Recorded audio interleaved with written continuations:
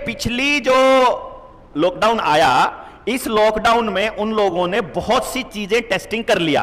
क्या क्या टेस्टिंग किया कि अगर हम इनको काम के सिलसिले में, जो लोग शहर आए हुए हैं गांव से, अगर ये वापस गांव में जाते हैं और रास्ते में रेल से कटकर, भूख से तड़प के, बीमार होके अगर मर जाते हैं 100-200 लोग, तो इस देश के 140 करोड़ लोगों में से कितने लोग उनकी आवाज उठाएंगे, वो ये चेक कर चुके हैं।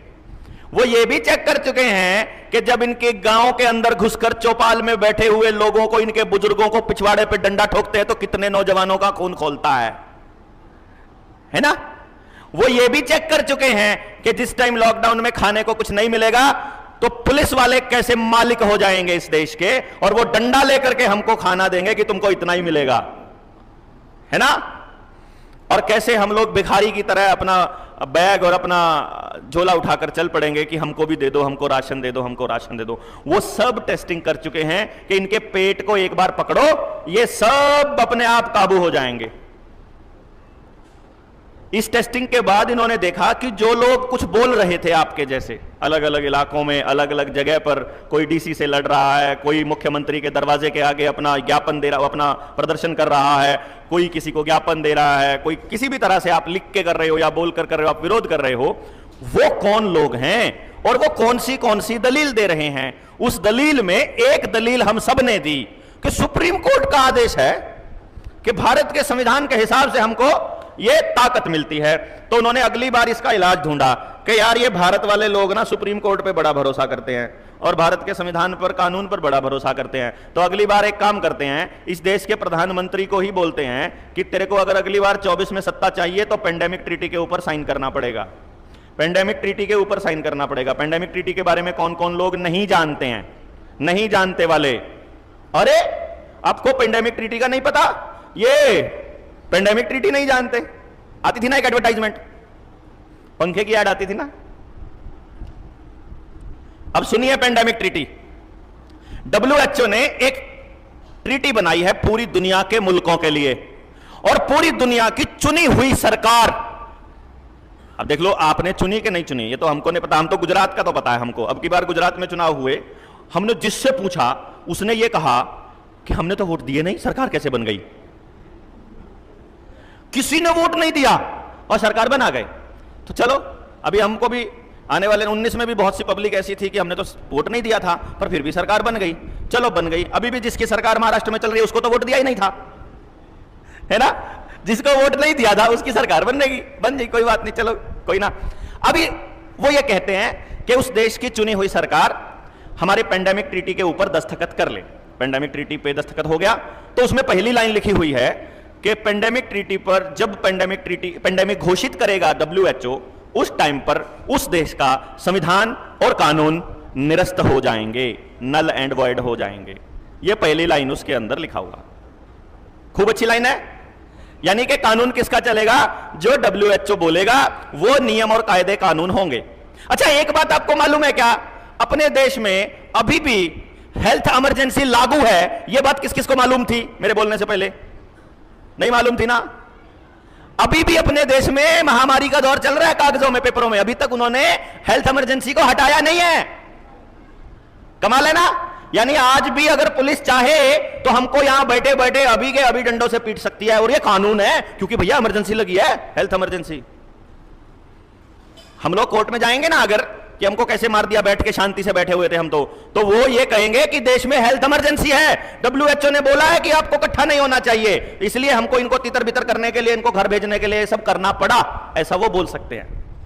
तो अभी भी हेल्थ इमरजेंसी लगी हुई है। आपके जानकारी के लिए मैं बता दूं तो हम में से किसी ने चिट्ठी नहीं लिखी है। हो सकता है कि हम लोग कल को, अगर आप लोगों की राय हो तो हम लोग जनता सरकार मोर्चा महाराष्ट्र की टीम की तरफ से हम यहां से एक प्रस्ताव पास करें कि हेल्थ इमरजेंसी को देश से हटाया जाए, क्योंकि अभी ऐसी कोई इमरजेंसी नहीं है। ठीक रहेगा? किस किसका समर्थन है? सबका समर्थन, धन्यवाद। नंबर 2, पेंडेमिक ट्रीटी के ऊपर एक मेरी पूरी की पूरी वीडियो है जिसमें मैंने पूरा एक्सप्लेन किया है, लेकिन मैं सिर्फ अभी के लिए सिर्फ मोटी मोटी बात बताता हूं। दूसरी मोटी बात उसमें क्या लिखी है ट्रीटी के अंदर कि यदि सरकार के किसी अधिकारी को शक हो जाए कि आपके घर में मौजूद कोई व्यक्ति, कोई वस्तु, कोई जानवर, कोई फसल इंफेक्शन फैला सकती है और वो वायरस कैरी करती है और उसमें वायरस है, तो वो उसको डिसइंफेक्ट कर सकता है। डिसइंफेक्ट का मतलब क्या लिखा हुआ है? पहले 3-4 पन्नों में डेफिनेशन लिखी है, उसमें डिसइंफेक्ट की डेफिनेशन लिखी है, उस चीज को सैनिटाइज करना। दूसरे नंबर पर उसमें लिखा है उस चीज को समाप्त करना, मतलब मार देना। और तीसरी चीज लिखी है उस चीज का जला देना। यानी कि अगर आपकी फसल, खड़ी फसल में वायरस होने का केवल शक है तो वो आपकी खड़ी फसल को जला सकते हैं। आपके एनिमल के अंदर वायरस होने का खतरा है, वो उसको किल कर सकते हैं। आपके घर में सामान रखा है, आपका बेड है, आपके कपड़े हैं, क्योंकि आप ऐसी जगह से आए थे जहां वायरस फैल सकता है, भीड़ भाड़ वाले जगह से आए थे, क्योंकि आपका मोबाइल लोकेशन बता रहा है, क्योंकि आपने वो ऐप डाउनलोड करी हुई है जो उस टाइम पे लॉकडाउन में करवाई थी लोगों ने, वो तो आपकी पल पल की लोकेशन दे रही है। तो आपकी लोकेशन सरकार के पास है, आपका मोबाइल नंबर का रियल टाइम डेटा उनके पास है। वो देख रहा है कि ये आदमी इतने बजे यहां से चला, इतने बजे घर पहुंचा है। घर पहुंचते उसने देखा, अरे तुम वहां गए थे, वहां तो 200-300 लोग थे, उनमें तो 3-4 इंफेक्शन वाले पॉजिटिव मिल गए हैं, तो तुम्हारे में भी हो सकता है। तो तुम्हारे घर में तुम तो लेट भी गए, रात को तुम सोए थे, तुम्हारा बेड में भी है, तुम्हारे कपड़ों में भी है, अब सारे कपड़े सारा बेड जलाना पड़ेगा। ठीक। तीसरा उसमें यह लिखा कि आपके घर के किसी मेंबर, ध्यान दीजिएगा, ये फिर वही दौर आ जाएगा जब कोई अय्याश राजा, उसको आपकी बहू बेटी पसंद आ जाती है तो वो आपको उठवा लेता था। ऐसे ही, मतलब ऐसा उसमें नहीं लिखा हुआ कि अय्याश कोई अधिकारी होगा तो, लेकिन अधिकारी अय्याश हो सकता है, मुझे लगता है, वो आप समझदार हैं। लेकिन उसमें लिखा हुआ है कि यदि सरकार के अधिकारी को ऐसा शक हो जाता है कि आपके घर के किसी सदस्य को वायरस ने इन्फेक्ट किया है, तो वो उसको जबरदस्ती 14 दिन के लिए उठाकर ले जा सकता है और क्वारंटाइन कर सकता है। क्वारंटाइन के लिए अलग से जगह बनेगी, वो आपके घरों में क्वारंटाइन नहीं होएगा, अब की बार अलग डब्बे बनेंगे, जैसे चाइना के क्वारंटाइन के डब्बे आपने देखे होंगे ना आप लोगों में। किस किसने देखे थे? देखे थे, इसका मतलब आपको मालूम है। अच्छा, इसमें एक और लाइन लिखी है कि आपकी मर्जी के बिना, क्योंकि ये पिछली बार हम लोग बच गए थे। पिछली बार उन्होंने बोला टेस्ट करवाओ, हमने कहा हम नहीं करवाते, हमारी मर्जी है। उन्होंने कहा ऐसे कैसे मर्जी है? हमने कहा ये हमारा संवैधानिक अधिकार है। लेकिन अब की बार उसमें लिखा है ट्रीटी में कि आपके संवैधान ही नहीं है, तो संवैधानिक अधिकार कहां से हो गया? तो वो ये बोल रहे हैं कि अब की बार जब आपको इन्फेक्शन हो गया तो आपको जबरदस्ती टेस्टिंग वाली प्रोसीजर में डाला जा सकता है। हमने कहा टेस्टिंग में तो हम अपना डीएनए तो नहीं देंगे, जो नाक में डाल करके वो डीएनए लेते हैं ना अपना, वो जो हमारा खून लेते हैं उसमें डीएनए लेते हैं ना अपना, वो जो हमारा टेस्टिंग में जितना भी मटेरियल है वो सारा का सारा डीएनए मटेरियल है। तो वो कहते हैं टेस्ट नहीं करते। तो कहते हैं भारत के अंदर नया कानून बन चुका है कि अब आपकी मर्जी के बिना आपका डीएनए जबरदस्ती लिया जा सकता है, जिसमें डीएनए प्रोफाइलिंग एक्ट बना था, याद होगा आपको, 2020 में बना। वो ऑलरेडी बन चुका है, उसकी भी वीडियो मैंने बनाई थी जब बना तभी। अब इसी कानून में, इसी ट्रीटी के अंदर अगली लाइन क्या लिखी हुई है?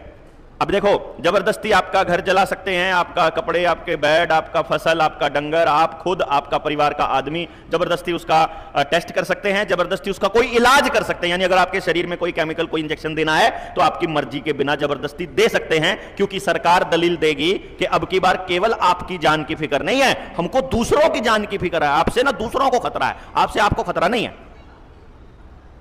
अब वो अगली लाइन क्या लिखते हैं कि मान लीजिए कभी ऐसा साबित हो जाए कि आप इन्फेक्शियस नहीं थे, यानी जैसे कई बार ऐसा हुआ ना कि हमने टेस्ट करवाया, हमको पॉजिटिव बोल दिया, फिर हमारा कोई इलाज या कुछ हमारे को क्वारंटाइन कर दिया, 4 दिन के बाद पता चला या 5 दिन के बाद या 15 दिन के बाद पता चला कि आप तो नेगेटिव थे, गलती से रिपोर्ट आ गई। ऐसा हो गया ना? हुआ था कि नहीं हुआ था? हुआ था। अब इसमें लिखा हुआ है कि अगर गलती से आपको उन्होंने पॉजिटिव डिक्लेयर कर दिया, लेकिन बाद में पता चलता है कि आपको अंदर वायरस नहीं था, और आप अब सरकार के उस अधिकारी से मुआवजा लेने के लिए या उसको दंडित करने के लिए, उसको सजा दिलवाने के लिए या इंसाफ के लिए अगर आप कोर्ट में जाते हैं, तो आपको कोर्ट में जाने का अधिकार नहीं है, क्योंकि उसने जो कुछ किया वो गुड फेथ में किया। ये लिखा हुआ है उसके अंदर, है ना कमाल की बात। और साथ में यह भी लिखा है कि बाय चांस अगर किसी को पता ना हो ये बात के पेंडेमिक ट्रीटी में लिखा हुआ है, तो बाय चांस अगर आप जज के पास चले भी जाओ और कोर्ट में भी चले जाओ, तो कोर्ट को यह केस लेने का अधिकार ही नहीं है। यानी आप तो अनपढ़ हो सकते हो, जज थोड़ी ना अनपढ़ है। जज 1 मिनट में कह देगा पेंडेमिक ट्रीटी में लिखा, भाई पेंडेमिक ट्रीटी चल रही है आजकल, WHO का राज चल रहा है, तो आपका कुछ नहीं है। आप यहां व्यवस्था परिवर्तन की लड़ाई के लिए अपने आप को तैयार कर रहे हैं और वो उधर से पेंडेमिक ट्रीटी के लिए प्रधानमंत्री को तैयार कर रहे हैं। यानी आपको दोनों मोर्चों पे लड़ाई लड़नी होगी। आपको अगली पीढ़ी को बचाने के लिए व्यवस्था बनाने पर भी लड़ाई लड़नी होगी और जो मौजूदा व्यवस्था में गलत हो रहा है उसके ऊपर भी लड़ाई लड़नी पड़ेगी।